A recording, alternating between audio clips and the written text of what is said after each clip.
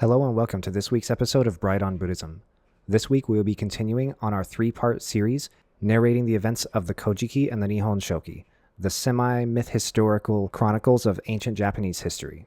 Remember that this is part 2 of a 3-part series, and so I highly recommend that you listen to part 1 before you listen to this episode. Also remember that this is a feed drop and an Asian religion series episode both, where I will be dropping Nihonshi episodes that serve the purpose of Shintō Asian Religion Series Part 4, 5, and 6. I hope you enjoy.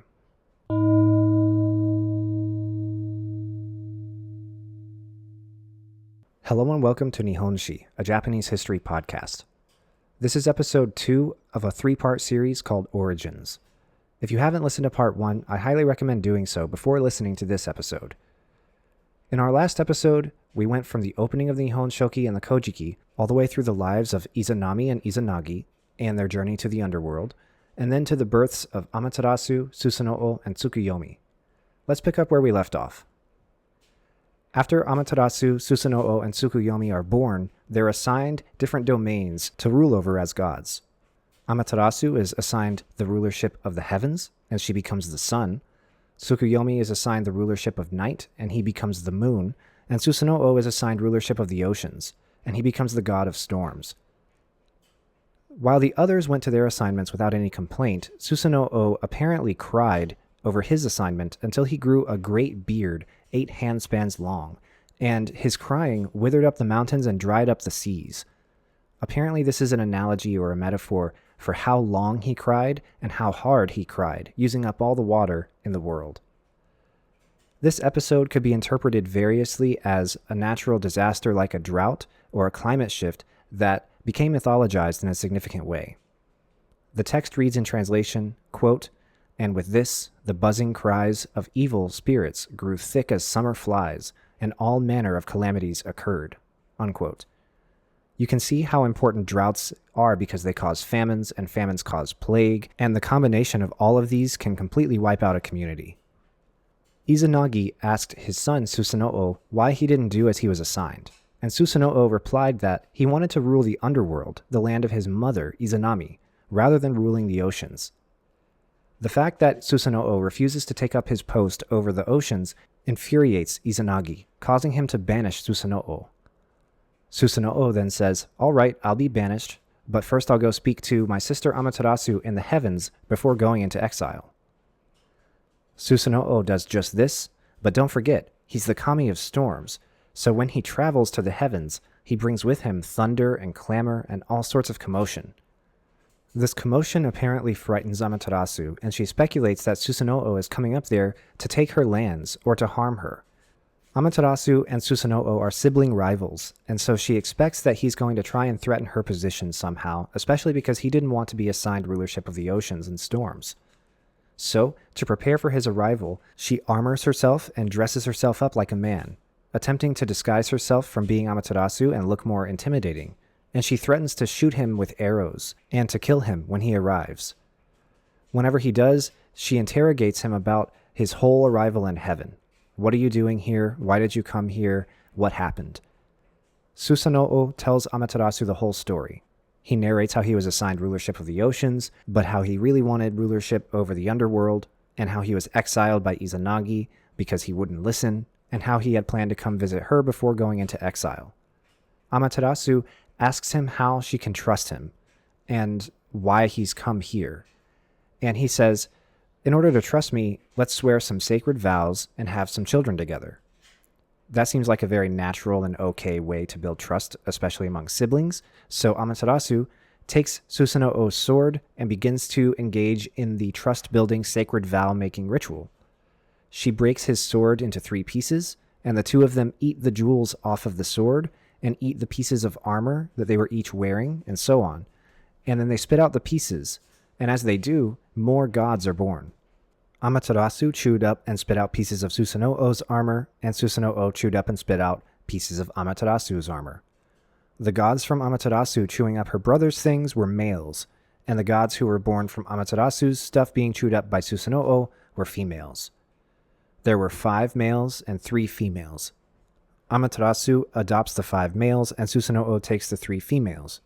The three females will become very important in the story later on. They come to be known as the three Munakata goddesses, after the three shrines that are devoted to them in the city of Munakata in Fukuoka, on the north side of the island of Kyushu in the west of modern-day Japan.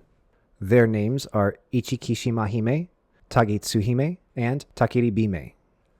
Susanoo thinks that he has clearly come out on top here because he's gotten the three female goddesses, who are apparently much more powerful and who he's very much attracted to, even though they are his children. So he started running amok.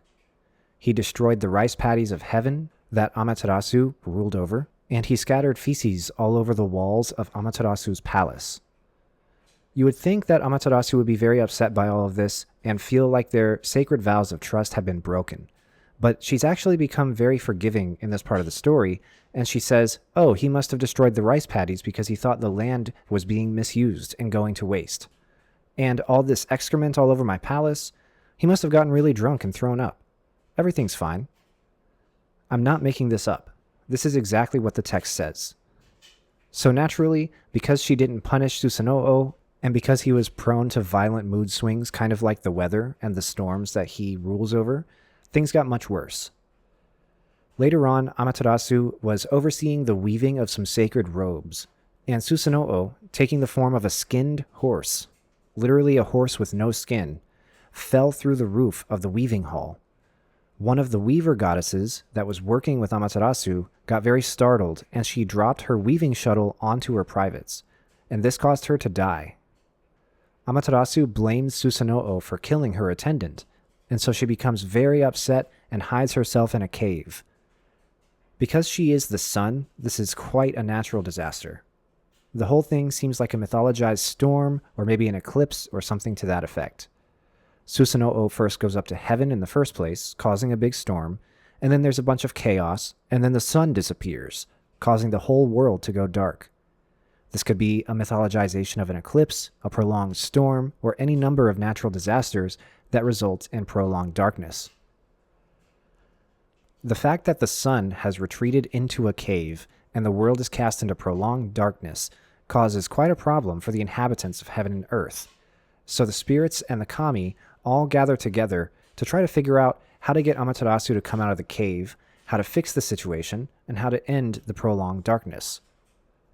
Led by the kami known as Omoikane, the kami of wisdom and intelligence, they did a highly ritualized and very richly costumed and decorated song and dance.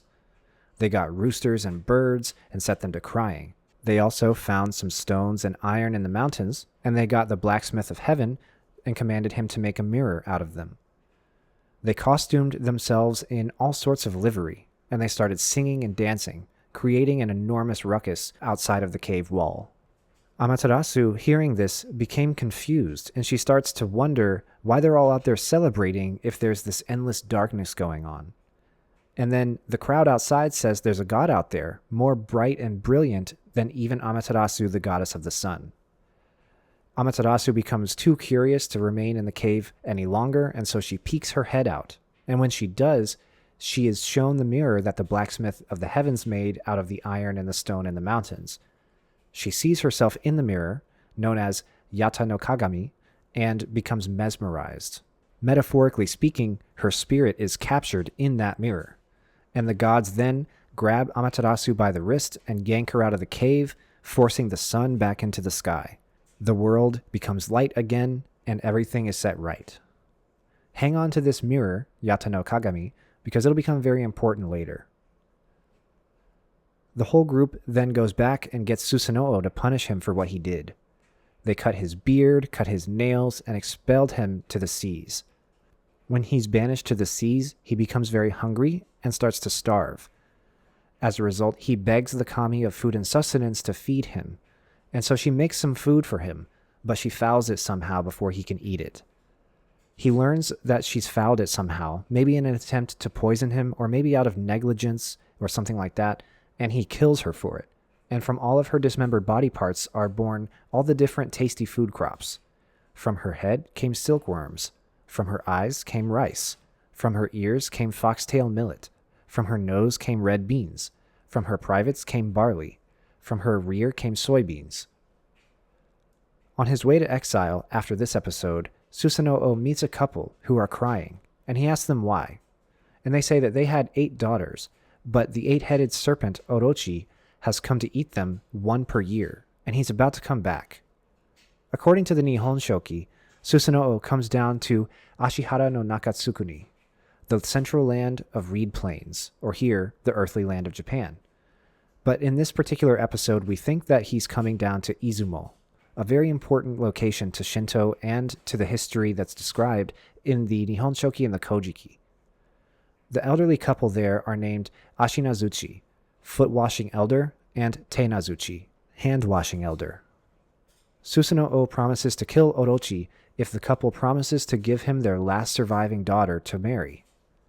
They agree, and Susanoo immediately turns her into a comb to hide her, and he goes and tells the older couple, brew sake 8 times over to make it very strong, erect a fence and make 8 doors in it, weave together 8 platforms at each door, place a cask on each of these platforms, fill each cask with the sake that's been brewed 8 times over, and then wait. The elderly couple does this, and each of the heads of Orochi shows up and drinks all of the sake and falls asleep.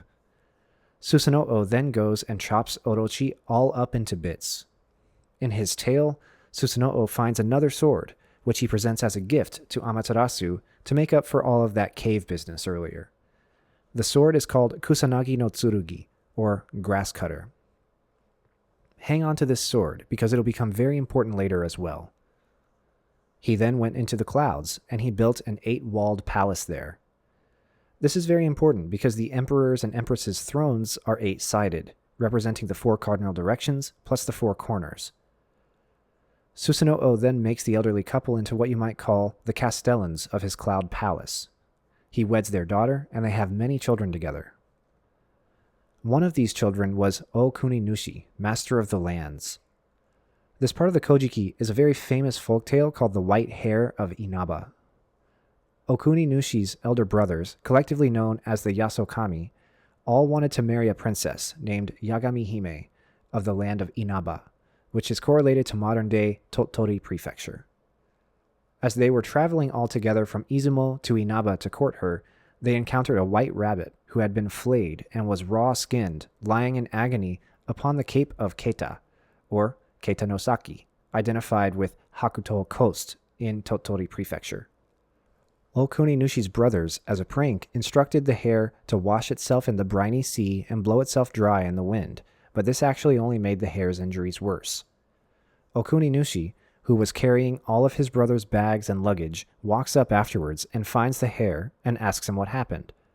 The hare says that it came from the island of Oki off the coast, and because it couldn't find a way to get across the strait, it asked a wani, a term that could mean either shark or crocodile, let's see who has more kin, you or I. This was a trick by the hare to get the wani to line up so that their backs could be used as a bridge to get across the strait. However, before the hare had completely gotten ashore to safety, it gloated about having tricked all of the wani. And so the sharks or crocodiles hear this, and the last in line grabs the hare and attacks it, tearing off its fur. Okuninushi then told the hare to wash itself in fresh water and roll around in the pollen of cattail grass. After doing so, the hare recovered from its injuries. In gratitude, the hare predicts that Okuninushi will be the one out of his 80 brothers to win the princess that they had all set off to Inaba to go court. In the end, Yagami Hime rejects the older brothers and marries Okuninushi, like the hare predicted. The fact that they were passed over enrages the 80 brothers, and they all plot to kill Okuninushi. They came upon a mountain, Mount Tema, in the land of Hoki, another area in modern-day Tottori, and they said, "At the top of this mountain is a red boar. We will drive it down to you, and you'll kill it when it reaches you. If you hesitate or run away, it'll kill you, so stand your ground." They then went to the top of the mountain and found a giant boulder, heated it red hot so that it looked kind of like a red boar, I guess, and sent it down the mountain. Okuninushi grabbed it, but he immediately burned to death. Upon learning of this, Okuninushi's mother, Sashikuni Wakahime, wept and grieved and went up to heaven to meet a primordial creator kami who we have not met yet, named Kami Musubi. She pleaded with Kami Musubi to restore her son's life, and he eventually sends 2 clam goddesses to help. Kami Musubi dispatched the goddesses Kisagai Hime and Umugi Hime, who then revived Okuninushi. How did they do it, you may ask? Quote, "And so Kisagai Hime scraped him off the stone, while Umugi Hime waited to collect the scraps and smeared them with his mother's breast milk, whereupon he was transformed into a handsome youth and strolled out of there." Unquote. That settles that. The 80 brothers were undeterred in trying to kill Okuninushi. They then attempted yet again to lead him into the mountains, where, in true Looney Tunes fashion, they cut down a tree, propped it up with a wedge, and got him to stand under it, and then took out the wedge, causing the tree to crush him. His mother again went in search of him and found the tree, split it open, took him out of it, and brought him back to life. This is just like whenever a safe or a piano used to drop on Bugs Bunny's head, and then they open the safe or they open the lid of the piano, and Bugs Bunny is in there, sometimes with keys for teeth. She then implored that Okuninushi go seek refuge with Oyabiko no Kami in the land of Ki, modern-day Wakayama Prefecture, in the far south. Yet again, his brothers caught up with him as he was fleeing, but he made it out by slipping through a fork between tree branches. When in the land of Ki, he was told by his new guardian, Oyabiko, to go seek Susanoo, who dealt in the underwater realm of Neno Katasukuni, which translates to Land of Roots, and obtain wise counsel from the god. When Okuninushi arrived, he was greeted by Susanoo's daughter, Suseri Bime, and it was love at first sight. They made eyes with each other and then immediately pledged themselves to marry. She went to tell Susanoo that a handsome guy had just shown up, and Susanoo went out to see, and upon learning that this guy and his daughter were pledged to each other, Susanoo imposed 4 trials on Okuninushi for him to prove himself. However, these were impossible tasks that were meant to either kill or deter Okuninushi from trying to marry his daughter. The first trial was that he made Okuninushi sleep in a room in the palace filled with snakes. Suseri Bime helped him by giving him a magic scarf that repelled the snakes. The next night, the second trial, was for Okuninushi to sleep in a room filled with centipedes and wasps. Again, Suseri Bime helped by giving him another magic scarf. It seems quite odd that she has this supply of magic scarves that repels whatever it is that Susanoo is trying to put in these rooms to get at Okuninushi. The next day, the time of the third trial comes up, and this time, Susanoo shot an arrow into a great meadow and instructed Okuninushi to go get it. And when he got there, Susanoo lit a bunch of fires around it. When this happened, a little mouse appeared and said that there's a hole under the ground here. Okuninushi hid in the hole, and the mouse presented the arrow back to him. This time, Suseri Bime thought he had died from the fires, but he then later shows up with the arrow and presents it to Susanoo. This time, it seems there were no magic scarves. For the fourth trial, Susanoo instructed Okuninushi to pick the lice out of his hair. When he was made to do this, Okuninushi found that there were centipedes in there. Apparently, the way to kill lice back in the day was to crush them in between your teeth, but Okuninushi clearly didn't want to do this with centipedes, so Suseri Bime gave him a mixture of red clay and seeds, and he pretended to spit out bug guts this way, and Susanoo was satisfied and fell asleep. While Susanoo was sleeping, Okuninushi tied down Susanoo with a stone and stole away with Suseri Bime on his back. He also took Susanoo's greatsword and his bow and arrows, and he also took his koto, known in English as a zither, a musical instrument. When they were escaping, the koto brushed against a tree, causing the strings to strum, and making noise that woke up Susanoo. By the time he woke up and began to chase them down, they had already escaped very far as Yomotsu Hirasaka, the borders of the underworld.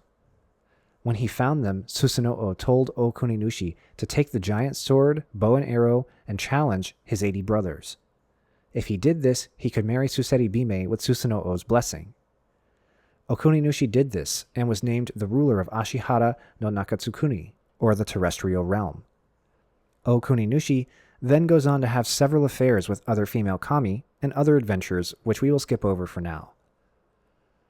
Next, we'll move on to the story of Hikoho no Ninigi, whose full name is Ame Nigishi Kuni Nigishi Amatsuhiko Hikoho no Ninigi no Mikoto, which translates to the great god Ninigi of the imperial state, the child of the son of many talents.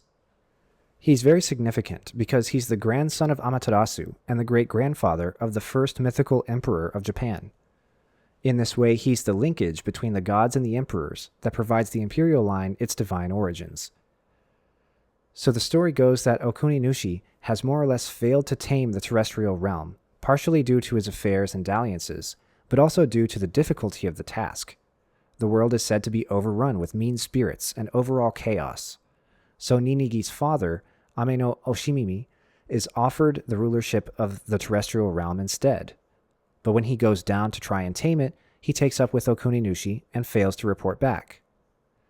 The god of grains, Ame no Wakahiko, is also offered the job, but he marries Okuninushi's daughter and doesn't report back. A few others go down and fail as well.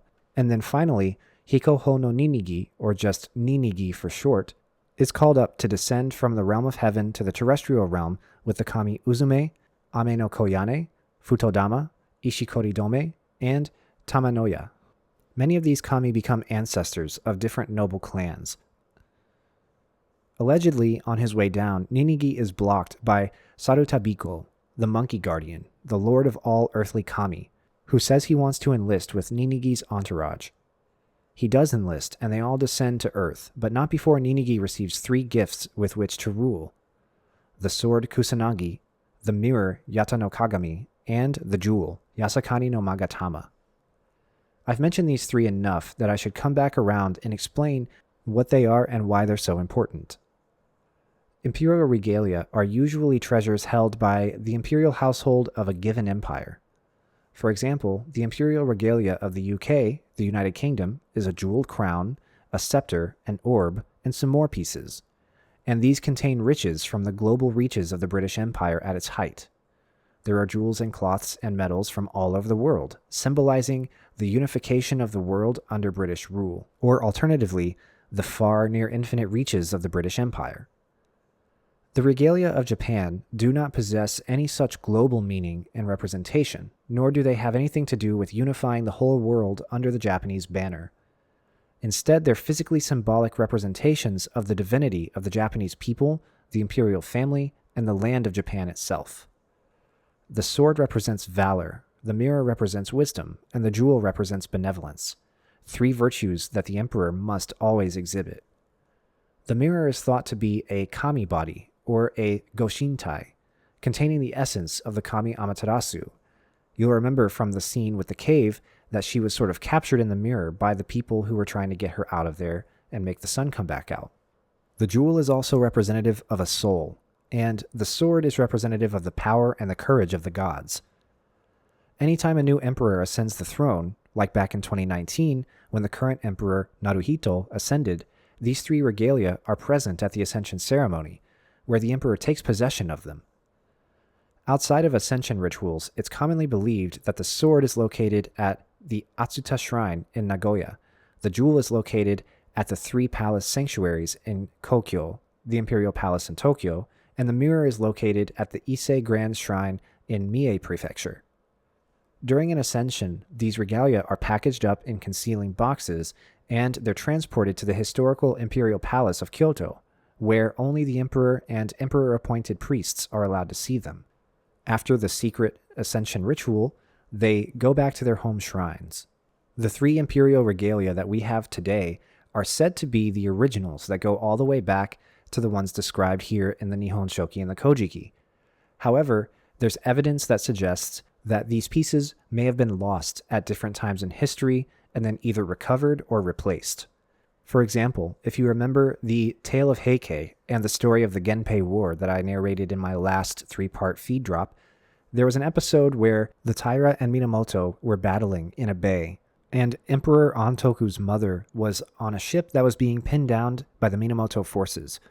As she was trying to escape, it was said that she jumped into the sea, but then her gown was pinned to the side of the boat by an arrow. And when this happened, she tipped over, and the regalia, all 3 pieces, dropped into the sea. The sword and the jewel were apparently lost. The jewel was eventually recovered by divers, but it's said that the sword was lost for good. The sword in the imperial regalia now is thought to be a replica, or otherwise, a supernaturally delivered original from the bottom of the sea. Given this context, it's likely that we can assume that the mirror and the jewel are also not originals. So, back to the story of Ninigi and his descent to the terrestrial realm. After they gifted Ninigi the 3 regalia, he came down to Earth in what is called Tenson Korin, or descent to Earth from heaven. The place where he touched down is allegedly Takachiho Gawara, near Kirishima, present-day Kagoshima Prefecture, in the far southwestern area of Kyushu. Soon after this, Ninigi meets a princess named Kamua Tatsuhime, and asks permission from her father, Oyamatsumi, to marry her. Oyamatsumi says yes, and throws them a big feast, but he also sends Kamua Tatsuhime's older sister as a gift as well. Apparently, the older sister, known as Iwanagahime, was so ugly that Ninigi sent her back, and this embarrassed Oyamatsumi. He then tells Ninigi, "I sent you both of my daughters because I made a sacred oath that if you took Iwanagahime into your service, then your progeny would live nearly forever." Because Ninigi sent her back, that is why Ninigi's progeny, the imperial line, live comparatively short lives, 80 to 100 years, relative to the lifespan of the kami, which is thousands of millennia. Then, the couple have their first 3 children, Hoderi, Hosuseri, and Hoori. Hoori is sometimes called Hohodemi, and their names each have something to do with flame. Hoderi's name means bright flame, and Hohodemi's name means flickering flame. Hosuseri's name means something like advancing rice ear, which is very different, but it has to do with the fact that ho, meaning flame, actually has an etymological root in the character for ripening ears of rice. Hoderi is very good at fishing, and so he catches all the fish in the sea, and Hohodemi was very good at hunting, so he collected many furs. The brothers decided to see what would happen if they tried doing each other's thing. Hoderi would try trapping and hunting, and Hohodemi would try fishing. Hohodemi borrowed his brother's fishhook, but he didn't catch a single fish and lost the hook besides. This causes them to have a huge falling out. Hoderi tries to get his hook back, but Hohodemi lost it and can't give it back. The fight gets really nasty, and Hohodemi is crying at the seashore when a sea spirit washes up on the shore with him and says that he can help by helping Hohodemi go see a sea kami who might be able to find the fishhook for him. Hohodemi follows the instructions and goes and actually has a wonderful time under the sea and lives there for many years. He eventually remembers how it all started and has the ocean kami gather all the fish and ask if any of them have the hook.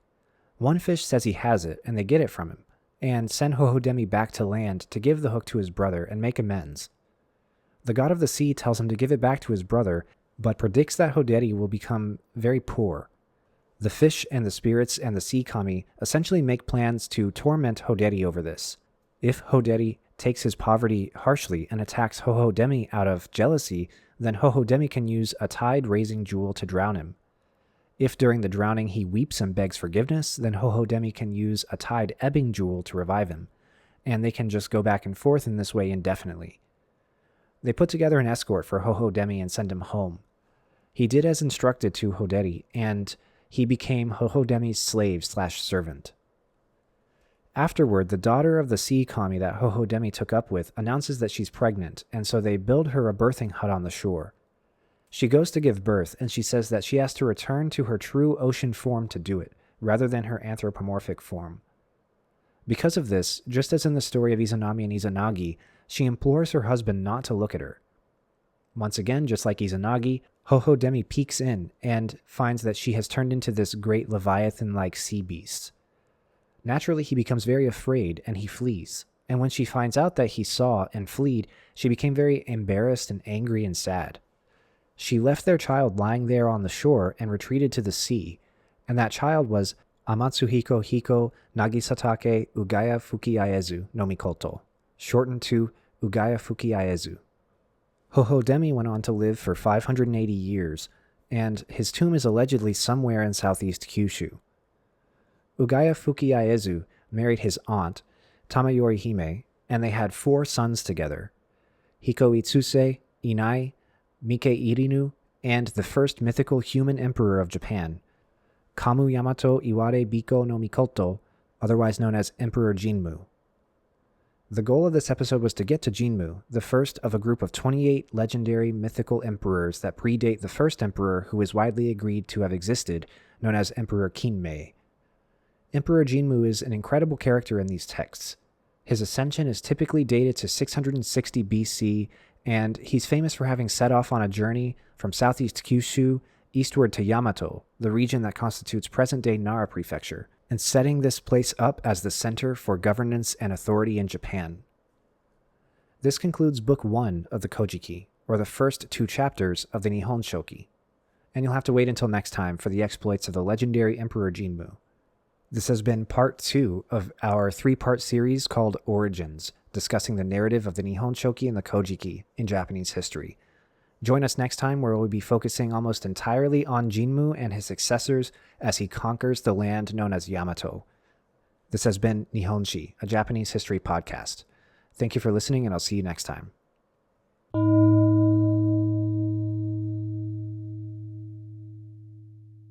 Hi, Nick from Bright on Buddhism here. Thank you for listening to part 2 of our 3-part series on the narrative of the Kojiki and the Nihon Shoki, and I will see you next time with part 3. Thanks for listening, and I'll see you next time. My name is Nick Bright, scholar of East Asian religions and the voice of Hearer. And I'm Docs, editor, question asker, and voice of Hermit. And this has been Bright on Buddhism. Thank you for listening. If you like our podcast, or if you have any questions that you'd like us to discuss, we'd love to hear from you. Please consider leaving a comment, review, or subscribing. You can also reach us by email at bright.on.buddhism@gmail.com. As always, citations and resources for this episode can be found in the show notes. Thank you.